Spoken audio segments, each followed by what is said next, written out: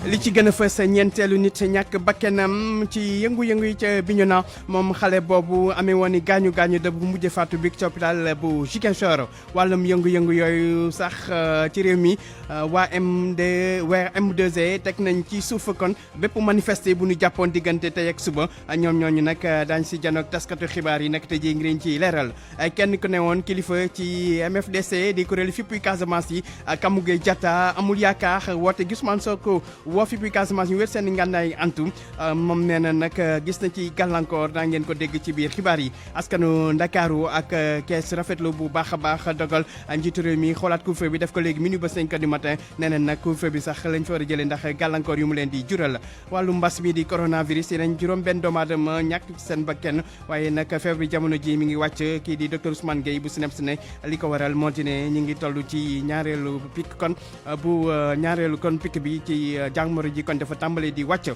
daañu teg xibaaru bitim réew Georges Déthié Diop xibaaru tàggat yaram Mala Junior Diagne jeexale ak gis-gis ñuy waxtaane tey wàllum naka la ñuy fexe daal ba dal gi am daal di sax ci biir réew mi mu nekk li gën a fës ci xibaar yi ne si lu nañ ci ay faram-fàcce. El Hadj Ndiogou Diène.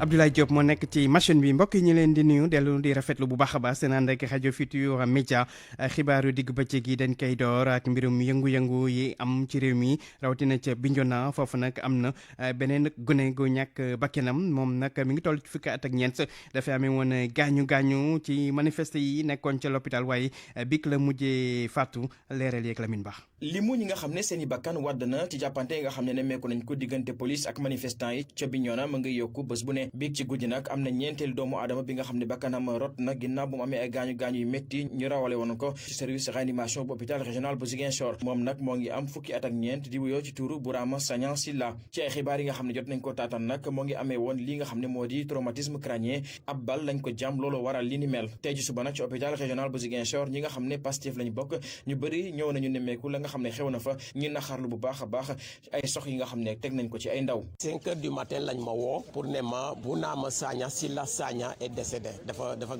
gaañu parce que boobu ba léegi mi ngi yoon réanimation dafa gaañu moom laa ñëw nii pour ñu mun a fay les frais hospitalisation. Ousmane Mané di coordonnateur départemental adjoint Pastef ca Bignona ne li nga xam ne jot nañ ko nemmeeku jàpp nañ ne ay nervi ñoo ko amal. ñu animé tey mënu ma ko xaymal mais lépp boo tënkee bu ñuy tënk président Sonko wax na ko lépp wax na ko. alors lii man ñun du ñu mun a comprendre que militaire boo xam ne dañ ko formé militaire ci boppam mu jël fetal di ko tirer ci ay xale yoo xam ne 14 à 20 ans maximum moom moo tax ñu xool dafa ñaaw xëy na loolu sax nervi yi yoo xam ne état moo leen recruter ñoom ñoo rey xale yi ñoom ñoo tirer ci xale yi. patriote yi Bignona nag lenn lañu bëgg a tey mooy ñu ubbi enquête indépendante jéem a xool kan moo def li ni mel ñu mën ko yóbbu ci kanam yoon Lamine Ba Ziguinchor rajo Futurs Médias. Lamine Ba des foofu ca Bignona ak mbirum Ousmane Sonko jur nag ki nga xamante ne mooy soxna si nekkoon première vice-présidente bu conseil départemental bu Bignona moom nag tekki na ndombal tànkam ci APR nag noonu tam ci conseil départemental ba nga xamante ne moo toppoon ca njiit la moom Ndeye Ñima Goudiaby di sàkku ñu bi enquête ngir leeral nit ñi nga xamante ne fàttali leen ci manifester yi amoon foofu la ca diwaanu Bignona mu fekk jamono jooju kuréel gi di mouvement pour la défense de la démocratie M2D ñoom nag mujjee teg ci suuf manifester yoo xamante ne nasoon nañ ko diggante tey ak suba dogal boobu nee nañ ñi ngi ko jël gannaaw ndaje bu doon amal tey ci suba di nag kuréel gi nga xamante ne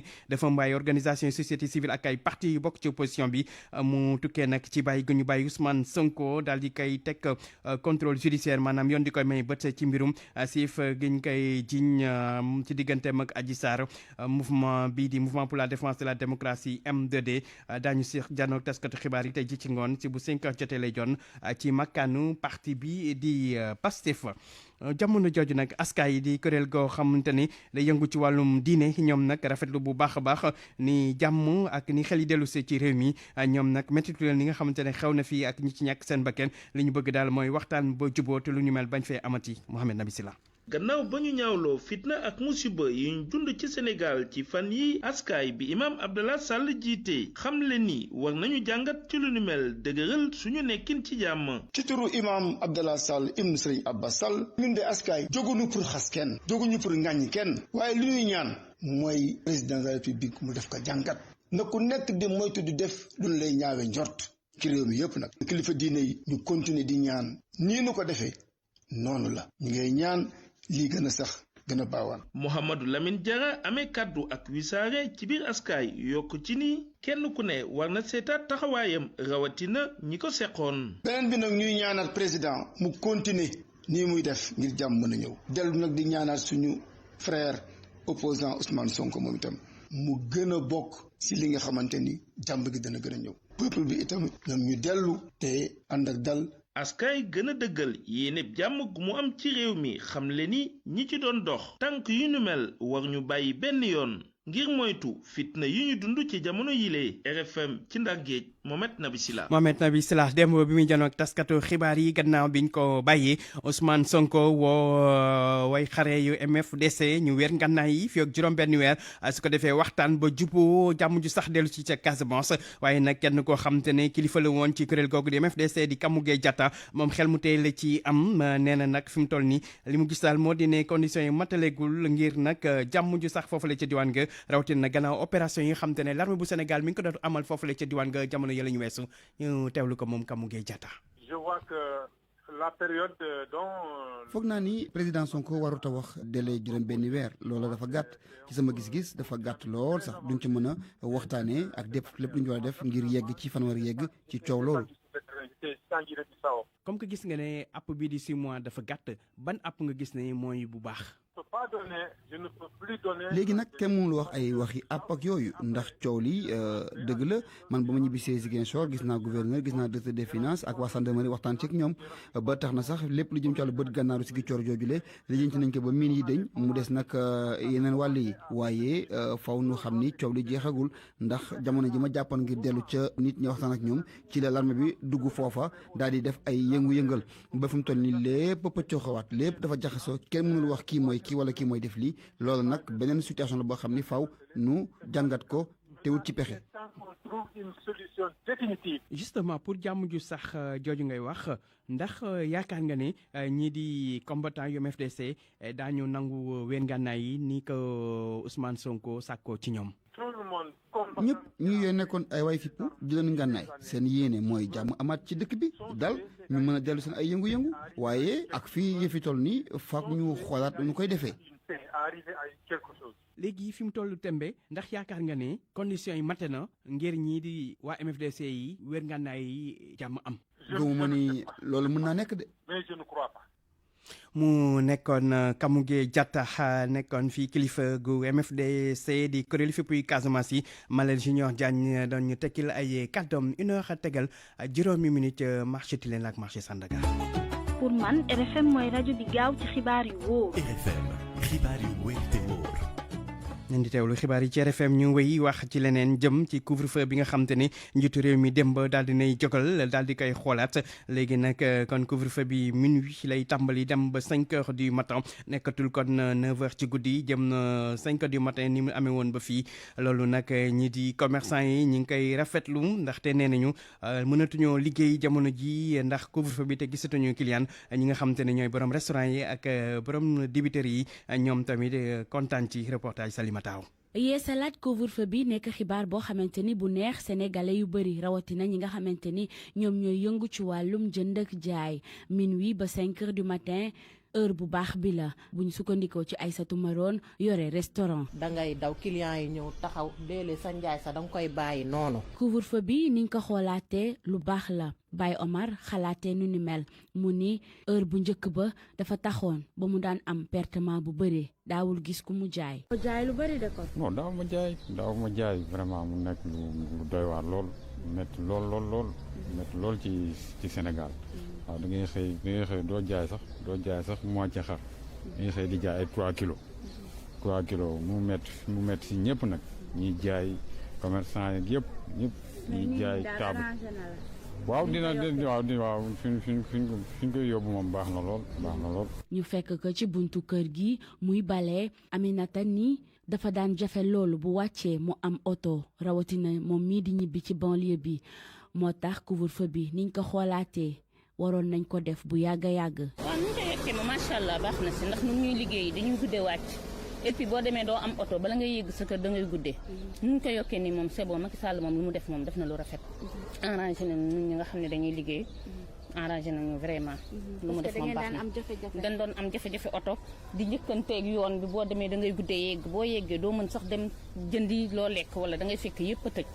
vraiment. lu ci ëpp ci sénégalais yi rafetlu li nga xamante ni moom mooy dogalu ku njiitu réew mi ñu ci yokk ni couvre-feu bi ci boppam dañ ko fi war a jëlee ndax dëkk bi delluwaat ca na mu meloon. Salimata Aw nu ni mel tamit la waa Thiès yi xalaatee ñu rafetlu couvre-feu bi ndaxte gis nañ ne ak gàllankoor na bu baax a baax seen i yëngu ba nga xamante ne na mu daan demeetu ni reportage Cheikh Anta Diop. lii njiitu réew mi dogal ne nag couvre-feu bi dinañ ko yéegal minuit ba 5 heures du matin ñenn ci ñi nga xamante ne daje nañ ak ñoom di ay dawalkatu Jakarta ay jaaykat yu nekk fii ci marché central bu Thiès rafetlu nañ ko lool. Jakarta lay daal waaw. couvre-feu waaw sant yàlla rek parce que demoon nañ ba benn moment boo xamante ne daal métti woon na si ñun trop waaw wax dëgg yàlla. waaye instant bi moom du waaw nice moom fi mu ko yóbbu moom baax na moom. parce que ku liggéey ba 23 heures sax war ngaa mën a wàcc moom wax dëgg yàlla dem ñibbi moom. mais daal liñ gënoon a amal solo moom mu dañ complètement daal ba gars yi nekkaat seen activité waaw. nañ ko dindi ndax tamit lii tamit du solution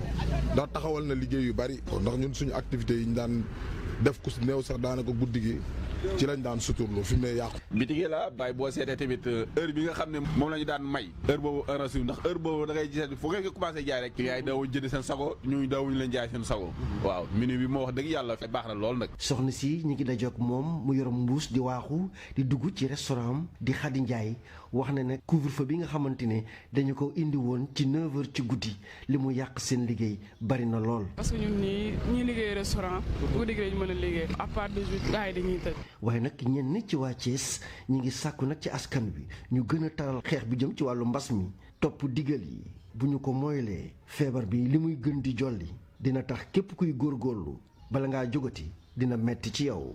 RFM Thiès Cheikh Anta Diop. Cheikh Anta Diop lu weesu wàllum couvre-feu bi njiitu réew mi àdduna tamit bi kaw ci lu jëm ci wàllum xëy ndaw ñi ne dégg na ndaw ñi déglu na leen te nag dina jéem tërali pexe su ko defee ndaw ñi am ci lu ñu jàpp mën a amum xëy loolu nag ñu seen xel màcc ci wàllum koom nag xëy ndaw ñi ne nag tàngal ceeb la ndaxte yàgg lañ ko dégg te loolu li muy firndeel am moo di ne njiitu réew mi dafa lajj ci wàllum jox ndaw ñi xëy gëstum Nafissatou Sylla. suqali xëyub ndaw ñi amal ko ci ay formation wala sax di financer seeni projet wala jàppale li di secteur informel bi di engagement bu bees bu président de la république am ñu jàpp ne warul nekk rek dige bu yees comme niñ ko daan defee comme ku ci mel ni Tamba Danfakha yàgg gunge ndaw ñi ci utum xëya lu ëpp ñaar fukki at. dige bu bees waaye wax bu maget mais nekkul loo xam ne mu ngi joxe résultat bu baax kenn kontaanul gouvernement kontaanul ci lu muy am ñi nga xam ne ñoom ñooy askan bi kontaanul parce que bi ñu liggéeyee moo bon yow boo jëlee par exemple ñu jël problème DER mais DER day nekk fi ne damay lebal xaalis xale yi mais boo lebalee xaalis koo xam ne yow préparé ko maanaam tàggatuloo ko mais xaalis boobu da nga koy sànni ci àll bi rek loolu yëpp parce que ci li ma xalaat mooy gouvernement dafay sukkandiku trop ci xaalis lépp luñ ko wax rek xaalis la koy waxee wala mu ne ay formation xaalis boo xam ne sax dañ ko waroon jagleel ñi nga xam ne dañuy liggéey pas ñi nga xam ne amuñu liggéey ñu jël xaalis boobu di ko joxee di ci former ay jeunes yoo xam ne bu ñu amee diplôme dañuy dem di taxawaalu encore du ñu mën a liggéey donc ça dafay wane ni du problème xaalis du problème formation problème leneen la ñu gunge xale yi. économiste bi di docteur Thierno Thioune xalaat bi ni mel la am jàpp ne waxum xëy warta nekk rek ay dige. c'est vrai même discours ba mujj bu 31 décembre waxoon na day def benn conseil national stratégique pour l'emploi des jeunes président bu annoncé 300 milliards sur 3 ans si leneen wàll yi ma ngay def benn aveu d'échec boobu mel ni instrument yu mu fi naloon yëpp teg ko fii mu mel ni ay DER ak ay yeneen yooyu yëpp ay ADPM ay ANAMO yooyu taxawul parce que bu doon loolu ñooñu mën nañoo génn wax ak jeunesse boobu noonu ñu déglu leen. suñu experts yi nag jàpp ni li ñu fiy wax yépp ci wàllu woowee war nañ koo weesu te gën a xuus ci banqaas yoo xamante ne day doon lu dëgër lu dul dañ ngir jële fii li di ñàkkum xëy bi. c'est vrai même discours ba mujj bu 31 décembre waxoon na day def benn conseil national stratégique pour l'emploi des jeunes. lépp loo wax rek il faut que ñu politiquer ko te loolu tant que mu ngi continuer nekk ay politique affaire politique te jëluñu ñoo xam ne peut-être que ñoom nangu nañu liggéey ngir yàlla wala nangu coono ngir am résultat ci domaine boobu duñ ci mun a génn su fekkee gars yi dañuy continuer rek di xalaat ne bu ñu leen joxee ay poste ay liggéey kër liggéeykaay dañ ko war a def rek pour njëriñ seen bopp pas pour njëriñ askan wi donc problème bi mooy problème politique du gouvernement moom la ñu war a soppee. xëyub ndaw ñi nag doon na ponk bu am solo ci bépp réew boo xamante ne rek bëgg na jëm kanam fexe ba bépp projet ñu daal di koy taxawal mu doon lu ñëpp di gis doon priorité. Nafissatou Sylla donte sax dal dellu si na ci réew mi gannaaw bi ñu bàyyi Ousmane Sonko député yu opposition bi moom fa ñu ngànkoon ba léegi foofu lañu ngànk bataaxal lañ jébbal njiitu assemblée nationale ngir sàkku yoon dakkal bépp topp bu muy topp seen naataango bi di Ousmane Sonko député bu grand parti Malick Gueye bokk na ci député yi def boobu les résolutions. député bu ko poursuivre n'importe quel moment assemblée nationale mën na arrêté poursuite yi bu fekkee moom moo ko sàkku moom bu fekkee assemblée nationale moo ko sàkku loolu article bi wax maintenant moo tax ñu bind président assemblée nationale ne ko léegi dañoo bëgg nga woo le bureau de l'assemblée nationale instruire par le biais de l'article 17 de notre règlement intérieur parce que bureau assemblée nationale mooy demander commission des lois woote def résolution proposer résolution bi manière bu ko defee ñun ñëpp député ñu voté que poursuite yi nga xam ne juge bi jël na ko contre notre collègue Ousmane Sonko notre collègue arrêté ko ba session bi jeex waxuñu arrêt mais suspendre poursuite yi ba session bi jeex maintenant bu session bi jeexee maanaam suñu collègue Ousmane Sonko mën na dem ci procès boo xamante ni maanaam dinañ am le temps nécessaire pour def enquête yi ñu war a def parce que ñun li ñu wax mooy mbir mi bu ko kenn préparé parce que contrôle judiciaire la nekk procès bi xamuñu nan lay demee xamuñu di procès bi aussi ndax li président de la république wax dem ne dina ci génne loxoom état bi génne ci loxoom ñu bàyyi li ak seen aqulaay tàlla ak seen bàmmeel taxaw seen bàmmeel wax liy dëgg ñu wax ko bu fekkee ne loolu nekkul maanaam complot bi ñu waxoon maanaam bu fekkee dafa continuer day dem aussi ba ci procès bi ñun ñoo tax ñu ni nañu demander assemblée nationale arrêté poursuite yi ba session bi jeex parce que bu ko defee diggante boobu ñu mën a xool nan la ñuy waxtaane ci li nga xamante ni ñun wax nañ ko ci revendication nekkoon Malick Gueye di député ci assemblée nationale bokk ci opposition bi ak ci parti bi di grand parti nga xamante ne Malick Gakou moo ko jiite. ak RFM kumpa jeex na. yegg si léegi ci tolluwaayu mbas mi di coronavirus ci réew mi naka tey nag juróomi nit ñoo ñàkk seen bakken kaay yi nag toll ci juróom-ñett fukk loolu ci la toll ci junni ak ñaar fukk ak juróom-ñetti test yoo xamante ne def nañ ko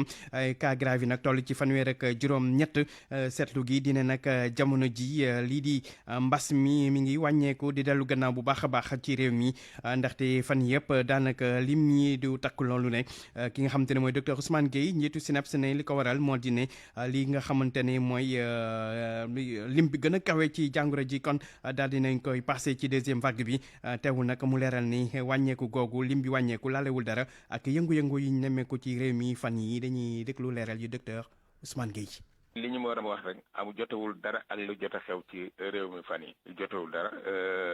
li ñuy mën a wax mooy ay ñaar ba ñetti semaine ak nii ñu ngi seetlu ni mbir mi mu ngi wàññeeku bu baax a baax ba mooy bi ñu jotee ñeenti téeméeri cas yooyu mu nekkoon ñu xalaat ni loolu xëy na moo nekkoon pic ba mën na nekk mais boobu ba léegi gis nañu mbir mi wàññeeku bu baax li tax nag mu wàññeeku des na gëstu gi des na waaye mën nañoo xalaat ne tey jii bi ñu amee 400 cas sénégalais yi xam nañ ni mbir maa ngi commencé ëpp doole bi ñu gisee ñi gaañu aussi ci mbir mi ñu xam ne mu ngi commencé ëpp doole ñu commencé waat di gën a dellu ci tàkk masque bi di gën a dellu ci raxasu bi di gën a dellu ci dandande bi loolu tam defe naa bokk na ci li ñu dimbali mais leneen li aussi moom mooy surveillance yi waa kër docteur di def loolu tam lu am solo la parce que dañuy yokk nombre de tests yi di tester pour xam ndax kii di jàmbat lii ndax feebar bi la wala du feebar bi donc loolu tam bokk na ci lu ñuy dimbali ak nit ñi aussi toogatuñu lu yàgg seen kër bu ñu nemmeeku lu ndaw rek dañuy dem hôpital. kon buñ la déggee yegg nañu ci pic bi ci deuxième vague corona bi. en tout cas daal ci suñu seetlu daal gis nañu wax dëgg yàlla xëy na jot nañu pic bi bu ñu jotee pic bi alhamdulilah donc mu ngi wàcc daal nañu gën a continuer gën a góorgóorlu pour wàcc bi gën a dem kanam ak loolu nag bu ñu ko boolee vaccination bi ak geste barrière yi wax dëgg yàlla mën nañoo mucc ci corona bi. mu nekkoon docteur Ousmane Gueye directeur bu SNEIPS si tolluwaay mbas mi di coronavirus jeexale ak lu soxal jaww ji ak artigu météo jëm ci ngelaw lu fort fort loo xamante ne dina am ci Ndakaaru jàpp diwaanu Mbuur loolu nag tey ji ci talaata ji lay tàmbali ci bu 11h ci guddi jotee mu nar a woy nag ba suba ci àllarba ji ci 6h du matin tax nag ñuy sakku ci nit ñi ñu bàyyi ko xel rawatina ñi nga xamante ne ñooy nappkat yi war a dem géej. RFM bitim réew. xibaaru bitim réew Ajaratu Binta Diallo lañ ci àndal Ajaratu ñu ngi lay nuyu. Alaaji Njogu maa ngi lay fay. Côte d'Ivoire lañ koy dooree foofu nag résultat élection législative yi résultat yi kon ba léegi génnagul ñu ngi koy xaar. ñetti diwaan ñoom ñoo yéexal ñu fësal résultat yi nga xam ne moo bàyyeekoo ci élection législative yi amoon te Côte d'Ivoire juróom-benni fan ci weeru mars bi ñu ne pouvoir beeg opposition bi ku ci ne mi ngi wax ni moom moo gagné waaye commission électorale ba nekk ca Côte d'Ivoire moom joxeegul dogalam ci wàllu wi dafa fekk ni autorité de transition ya nekk ca Mali dañoo bëgg jëli dogal yoo xamante ni daal di leen fi jëlee aide nga xamante ne daan nañ ko jàppale parti politique ya foofa naka noonu yokk caution pour képp koo xam ne bëgg ngaa bokk ci élection présidentielle bi di nga génnee léegi ci sa gafaga 50 millions ci sunuy koppar opposition bu Mali bi daanaka mer na lool ba futt ñu jëlee xibaar bi ci France 24. ajaratu bu ñu jógee Côte d'Ivoire dañuy dem ca Mali foofa nag ñi ragal coow am ci géew politique ba. Mohamed Ould Abdelaziz tey jii war naa wuy jikkoon parquet général ba foofa moo nekkoon président bu Mauritanie bu moytuwul nag dinañ ko inculpé ngir wàllu guerre dañuy dem Nouakchott fekk fa Mohamed Diop. Mohamed Ould Abdelaziz nag police day njëkk a teew ngir signé rek procès verbal yi ñeer nag l'enquête bi koy topp ci wàllu njuxum bu noppee nag war a janoog procureur bi nga xam ne nag ragal nañ ne nar naa teg ci ndoddam nag ay tuuma. ndax Mohamed Ould Abdelaziz nag benn rapport boo xam ne commission d'enquête parlementaire moo ko amal tudd ne loxoom génnut nag ci ay jalgati yoo xam ne nag dañ ko seetlu ci yenn marché public yi ak itam xaalis boo xam ne réew mi ko moom ñu daal di koy randal bi nga xam ne nag mu ngi nekkan ci nguur gi ci atum 2008 ba 2019 rapport bi nag du Mohamed Ould Abdelaziz dong la tudd am na yeneen kilifa yu mag ci réew mi yoo xam ne nag ñu ngi doon liggéey ak Ould Abdelaziz ñoom itam tudd nañ leen ci mbir mi bokk ci jëwriñ ji ñu dénkoon wàllu xaalis beeg koom gi di Mokhtar Ould Ndiaye ak jëwriñ yi nga xam ne nag moom lañ dénkoon rek wàllu pétrole bi di Mohamed Ould Abdel Fattah Mohamed Ould Abdelaziz moom weddina tuuma yi ne rek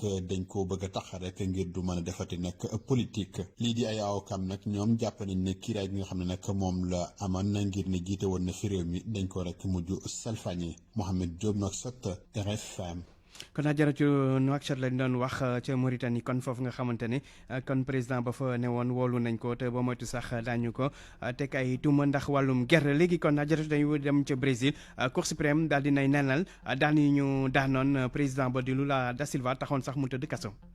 muy information bu tar ba génnee démb ca Brésil Lula léegi amaat na ay droit politique am gauche ba nekk foofu ca Brésil mi ngay fecc jamono yi dañuy dem Brasilia fekk fa sunu naataango de Toubab Ndiaye ci dogal bi nga xam ne Cour suprême bu Brésil jël na ko daal di annuler condamnation yi mu tegoon ci kaw ka fa nekkoon président ca Brésil. Edson Fachin juge bi nga xam ne moo nekk fii ci tribunal suprême fédéral équivalent bu Cour suprême ci Sénégal. dafa annulé ñeent condamnation ci kaw ancien président de la gauche Luiz Lula Inácio da Silva biñ doon jiiñ corruption ak fraude ci ay biens immobiliers moom ak ay entreprises yi doon liggéey ci wàllu bâtiment annulation jugement bu démb bi nag 8 mars dafa def lu rëy fii ci Brésil nga xam ne climat politique bi daf fi tàng jir lépp luñ doon toppee Lula ci justice dañu ko dindi teg ko fële ba pare mu récupérer ses droits politiques Lula nag dafa am 75 ans ba pare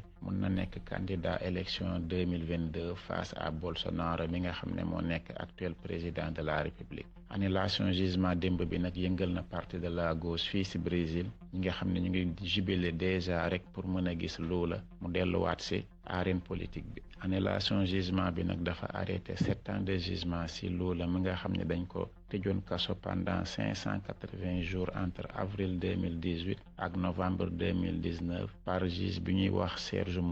Sérgio Moro nag après dafa doon ministre de la justice bu Bolsonaro pendant 1 an mu teye xel ci opinion publique bi ak camp bi faree ci parti Lula ak communauté internationale bi ñu ko doon jiiñ ne dafa manipuler jugement bi annonce annulation jugement bi nag ci Lula dafa wër àdduna bi ba pare mu ngi ci journaux yëpp de Toubab Ndiaye la fii ci Brasilia au Brésil pour rajo Futurs Médias. jërëjëf de Toubab Ndiaye kon Alaaji Njogu li moo gënoon a fës ci xibaaru bi ci réew mi. jaajëf ajaratu.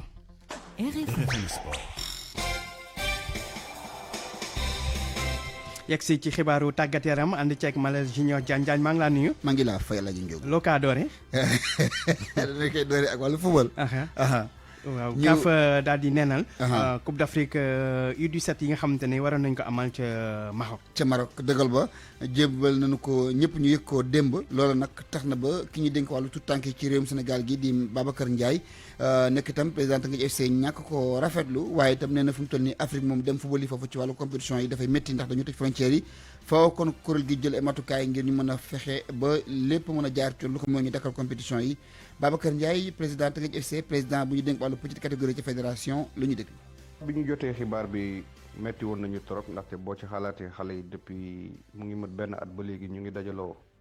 géréw di jàll ci ay process de sélection fédération def ci moyens li ci war a am yëpp di leen massaw xam ne rêve la woon pour ñoom ñëpp parce que ñoom ñëpp ñu ngi woon Maroc fédération dafa jëloon teel a choix yóbbu leen dalal leen ci hôtel ñu acclimaté wook lépp mais comme Maroc ak Algérie tamit dañu tëj seen espace aérien répercussions yi dina am ba ci yeneen équipe bu Algérie yi nga xam ne mënuñu tukki mënuñu dugg mënuñu ñëw ci équipe nationale A yi dinañ ko commencé gis parce que muy Angleterre wala Italie wala France duñu bàyyi seen joueurs yi pour ñu ñëw Afrique boo xoolee am na benn équipe bu waroon daje ak waa Algérie yi équipe bu Afrique du Sud waa Algérie duñu génne match bi ne ndax dafa am variant sud africain bi duñu dugg ci dëkk bi joxuñu visa sud africain yi boo xoolee tamit Teungueth FC problème boobu la nar amee ji ak Mouloudia parce que ñoom tëj nañ seen espace aérien yi jéem nañu xool billet d'avion que mu jaar par Air France ñu dem ba Paris wàccaat Dubaï ñu dem ba Dubaï ñibbisi Turkish Istanbul Royal Air Maroc Tunis Air Sénégal avion buy dugg foofu amul daanaka nag CAF moo war a réagir parce que bu ñu bëggee wax CAF bu bees programme bu bees ñeenti candidats yu bees ak lépp il est temps ñoom ñu monter au créneau xam ne nag dëkk bu mënul recevoir équipe mënoo football mënoo nekk ci ay tapis vert ak gagné ñoom ñoo tëj seen espace aérien donc waroon nañ ko tamit aussi teel a wax c'est vrai que maladie bi amul contrôle mais c'est dommage pour xale yi di leen massaw di leen gën a ñaax ñu gën a ñëw defaruwaat gën a liggéey. seen entraîneur ba Malick Daaf ne daal lii nag ëpp na faw ñu taxaw temm ci fexeendi ba Maroc di bàyyi di jël ay compétition ba mu neex ko mu daal di koy sànni ci biti loola taxul gars yi respecté africains yi moom Malick Daaf ma nga woon ca Maroc ak xale yi jokkoon nañu foofu ak moom. bëggewuñu ko woon nii nag bëggewuñu ko woon nii ndaxte ko liggéey 6 mois 7 mois bàyyi lépp concentré wu nekk gréew di liggéey nekk ci dem di construire équipe boo xamante ni tey équipe bi compétitive ba équipe bi dem ba ci jël tournoi UFOA demaat CAN pour une deuxième fois d'affilée dëgg yàlla neexul nag wax dëgg yàlla nouvelle bi bu ñu ko yëgee gis na métti na mais tamit delloo nañ suñu xel ci yàlla xam ne yàlla mooy dogal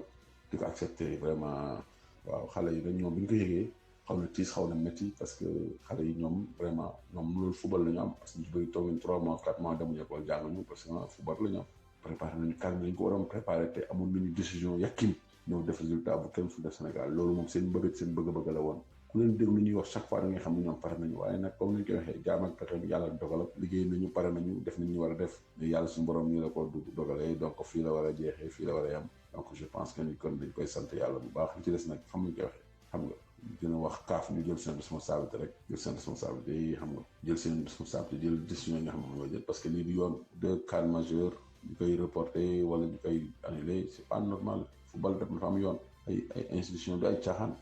ay caaxaan jël décision nii ñu la neex xëy ñii ñu déplacé wu ñëw jël avion ñëw ci dëkk pendant une semaine di fay hôtel dëkk fa mettre les moyens def une préparation pendant des mois il faut que les gens revoient les choses parce que lii mënul nekk quoi football moom dañ ko teg ci yoon bu ñu bëggee Afrique moom bu ñu bëggee avancer dañu am fulla ak fayda jël football bi teg ko ci yoon bu fekkee ne dafa am ay dëkk yu ko moom di waxoon ñi ñu xam ko parce que loolu c'est pas ça quoi vraiment neexul nag ci xol waaye nañ jëloo lépp yàlla suñu borom incha allah ñu xam ne yàlla moo fi nekk. nekkoon Malick Daaf Diagne dañuy dem ba Tugal wax ci 8e de finale retour bu Ligue européenne des champions tey jii ci ngoon. 20h lañ ko daal di sumb ak Juventus bi war a dajanteeg waa Porto ñoom italien dañoo ñàkkoon ca Portugal ñaari bal si benn ñu war a kon jayantu ngir fexe ba dem seen yoon Dortmund tam am na jékku gu mu jékku woon FC Séville ca match aller ba war a kon fexeen di yegg ji liggéey bi yooyu jogante 20h lay doon bu yàlla may talak bakkan dinañu ko doxal ci rajo Futur Média. kon ba ngoon incha allah. Diagne incha allah ñoom Cheikh Tidiane ak ñoom Youssouf ak Tassirou. incha allah rabbi incha allah jaajëf Diagne. Comptoir commercial de plomberie du Sénégal CCPS. seen cuuraay raktak bi rey yooyu seen gamme Opalia ak seen savon de Marseille créole ñoo leen di may li ci yéenekaay yi. li ci yéenekaay dañ ci ànd ak El Hadj Hassan Gueye. observateur xëyee kàddu yu président de la république Macky Sall ak yu président bu Pastef Ousmane Sonko yi indiwaat démb ak dal ci réew mi ginnaaw fitna gu rëy gu fi yeewu yóbbu bakkan gaañ ay doomu aadama yàqi alal ci observateur Alioune Tine njiital Afrikajom Center di ci dikkaat ci nanu doxee wëree jàmm ji ba mujj ko am mu ne ca njëlbeen rek la njort crise bu rëy dugg ci réew mi ndax benn mu ne personnalité ñaar ñi ko séq di Ousmane Sonko Macky Sall fekkoon na booba mu ne mbas mi teru ci réew mi teg ci it fippu Casamance gi ak it ndaw yi ànd ak Ousmane Sonko ni nu jatoo fippu Cheikh Tidiane Dièye di wala réem bu yàgg moo ni ko grand faaw nga jóg mu ne ci lañ daal di dem gis benn jegeñaale président ngir am ab audience ci moom njiitu réew mi naka noonu it ci ndimbalu Moustapha Diakhaté ci wàllu li nga xamante ni mooy wër ak jàmm gi Moustapha Diakhaté wane ci xereñ lool ñu demit mu ne seeti Thierno Madani Tall ànd ci ak Cheikh Oumar Sy woo Cheikh Tidiane Sy Al Amine waxtaan ak Abdoul Aziz Kébé naka noonu di Serigne Mansour Sy Djamil ngir it Tiwaawan jàpp ca woo it docteur Cheikh Gueye ak ki nga xamante ni mooy Cheikh Mbacké Sakho ngir it kër Cheikhul Khadim jàpp ca ak it kër diine yeneen yi wax na it ñu ne ak langu politique gi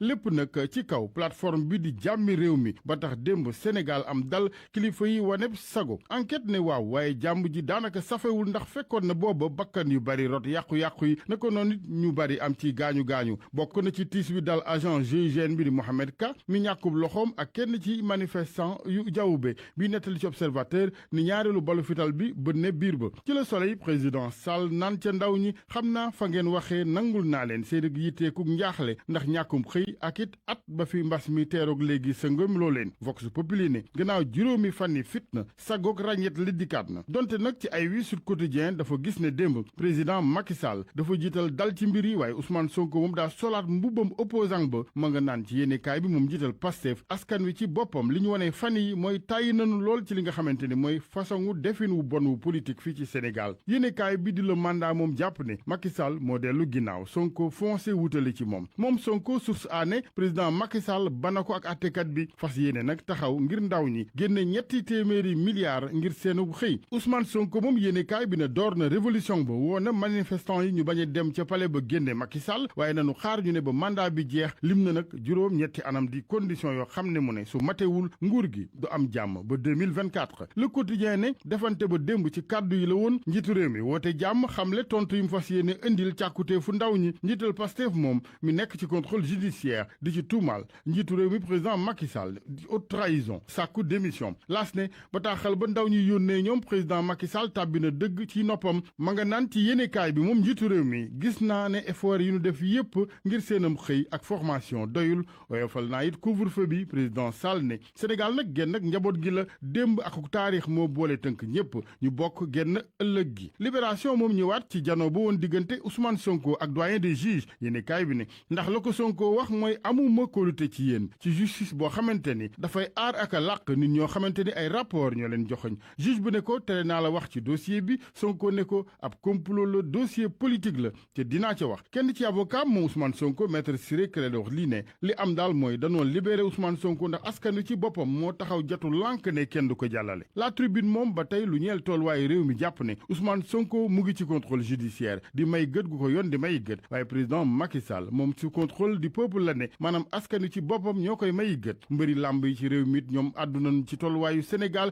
ci sunu làmb ñoom ñëpp tiisoo fii nu toll ci réew mi ndax jàpp nañ ne bala nga ni naam ne fa ca nag balaa ngaa làmb faw jàmm am muy nag Balla Gaye 2 Gris Bordeaux Modou Lo ñoom ñëpp ko ni xamee. Comptoir commercial de plomberie du Sénégal CCPS. seen cuuraay raktak bi rey yooyu seen gamme Opalia ak seen savon de Marseille créole ñoo leen doon may li ci yéene